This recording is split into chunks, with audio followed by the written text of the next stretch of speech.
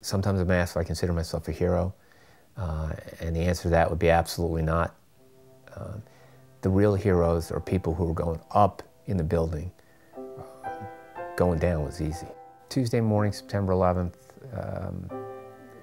started out a lot like every other Tuesday would have been, but in a matter of a few seconds, for a lot of people, life changed forever. There was a very loud boom, a low, loud boom, and there was just what appeared to be tons of debris. The impetus was to make sure everybody started out, and my expectation was a few hours later we'd probably be back, not realizing the scope.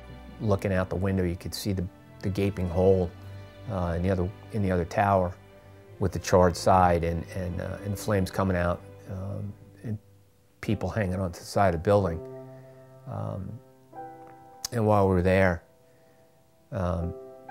saw men who obviously had jumped, flying through the air. And at that point, I said to Frank and a couple of others, said, we really don't need to be here for this. It's time to go. Maybe we got one floor down, and on the landing was a lady who'd stopped, I guess to catch her breath. So I just asked her if she was okay. She said yes. We kind of turned the corner. I started to take that first step down, and I just automatically stopped. I turned and said, "Come on, we'll take you down." So we started taking her downstairs, and at one point we just decided it would be easier to kind of put our arms under and lift her and carry her down. We were probably below 44, about halfway down, when the second plane hit the building. And at that point, I was holding onto one rail and holding her, and Frank had the other side. And the stairway went side to side, up and down. And it was just a really low, bassy boom. And as I glanced up, there were these huge fire doors in those stairways. And you could just see white powder, kind of smoke, coming through the stairway, through the fire door.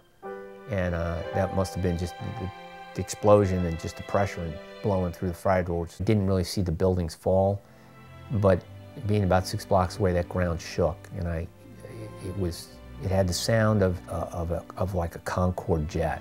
It just was the kind of sound you just roared.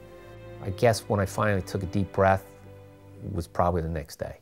With husbands and wives, girlfriends, boyfriends, parents, whatever, running up to each other, big embrace.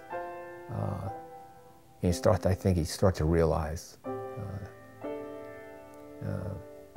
how bad it was. People that had it the toughest were those people like the ones I saw coming up to the train, like my wife and my kids, because I knew where I was all the time. I was fine, but they had no way of knowing. We too easily go back to our normal life because we have a great life in this country. And we need to remember that things and steps have to be taken to find ways to prevent things like that from happening. The cost in human impact on lives, in every other way, it's just too great to just let it happen again.